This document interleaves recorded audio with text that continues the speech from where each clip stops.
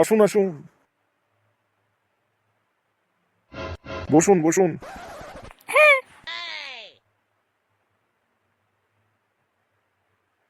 তো মশাই, আসতে কোনো অসুবিধা হয়নি তো? না না, অসুবিধার আবার কি আছে?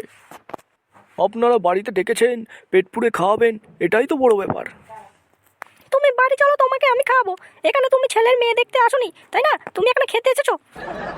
আরে না না মশাই, কিছু মনে করবেন না, ও একটু খেতে ভালোবাসে তো, তাই আর কি। ঠিকই বলেছে, আগে আমাকে খেত আমার ছেলে, এখন আমার বৌমা তোমাকে খাচ্ছে। আমাকে তোমরা অপমান করছো। আচ্ছা মশাই, ওসব বাদ দিন না।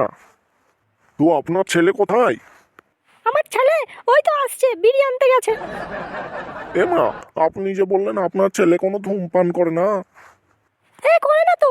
আরে মশাই, ওটা বিড়ি নয়, বিরিয়ানি আনতে গেছে, বিরিয়ানি। ও কত ভালো ছেলে, আমি তো জানি। কাঠের তলায় বিড়ির পাহাড় করে রেখেছে, এটা বলবো সবাইকে। আচ্ছা, আপনার মেয়ে কই? ডাকুন ওকে। হ্যাঁ হ্যাঁ, আগে আপনাদের জল খাবারটা দিই, তারপর ডাকছি মেয়েকে। ওই দেখো, বলতে বলতে আমার ছেলে চলে এসেছে, ফোকলা। মা মা, আমি কোথায় বসবো? তুই আমার মাথায় বস। বাবা, দেখছো ছেলেটার মেয়ে দেখতে এসেছি, তুমি ওকে নিয়ে ইয়ার্কি মারছো। হ্যাঁ, নাক টিপলে যার দুধ বেরোয় তাকে আবার বিয়ে দেবে। দেখো দাদু, তুমি এই বয়সে বিয়ে করতে পারোনি তো, তাই তোমার হিংসা হচ্ছে, তাই না? মা, আমি কোথায় বসবো? আরে বাবা, তুমি এইখানে আসো, এইখানে বসো। Thank you মেসোমশাই।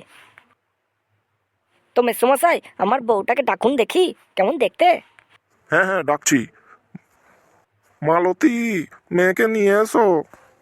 এইটা আমার মেয়ে, দেখুন খুব সুন্দর দেখতে, স্কুলে চাকরি করে। তো মা, তোমার নাম কি? আমার নাম মালা বিশ্বাস। তো তোমার পড়াশোনা কত দূর? English honours BEd. বাবা, আপনি কিছু জিজ্ঞাসা করুন।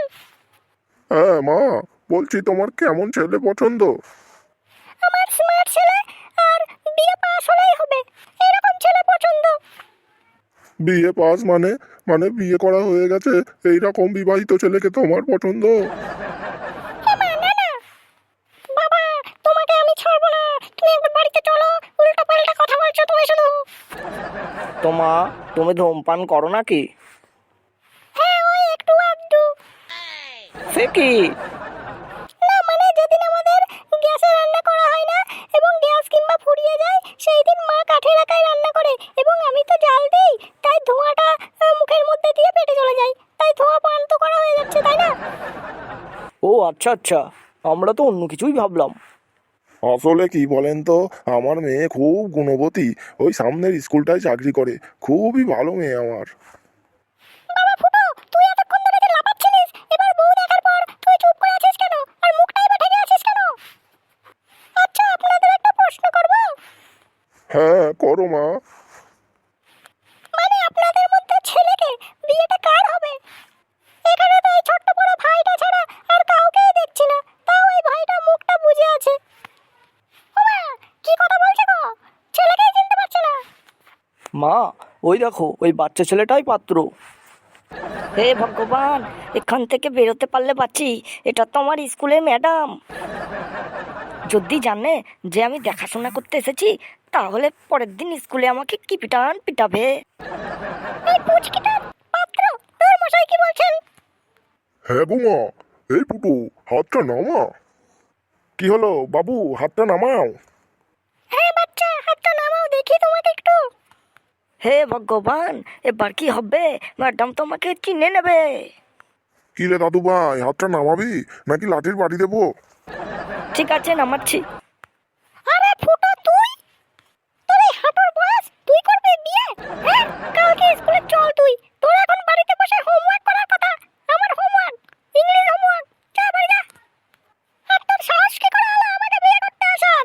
তুই চল কালকে স্কুলে, তোর 12টা আমি বাজাবো। সরি ম্যাডাম, কিছু মনে করবেন না। ওই মা আর বাবা আমাকে জোর করলো যে বাড়িতে একটা বৌমার দরকার, তাই বিয়ে দিয়ে দিতে বলছিল। তাই দাদু বললো যে বিয়ে দিয়ে দাও ওর। না ম্যাডাম, একদম ওর কথা শুনবেন না, ও খুব মিথ্যেবাদী, আমি কিচ্ছু বলিনি ম্যাডাম। ওটা তো 12টা বাজবেই, সাথে আপনাদের সকলকে জেলে ভরবো।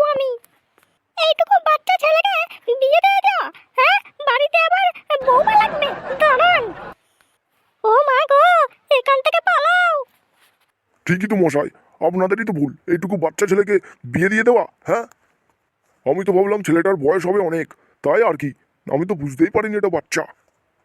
বলছি মশাই, আমার খুব পায়খানা পেয়েছে, আমি আসছি। হ্যাঁ বলছি আমার না খুব টয়লেট পেয়েছে, আমিও আসছি। হ্যাঁ বলছি আমার না আমার বউয়ের কথা খুব মনে পড়ছে, আমি যাচ্ছি আমার বউয়ের কাছে।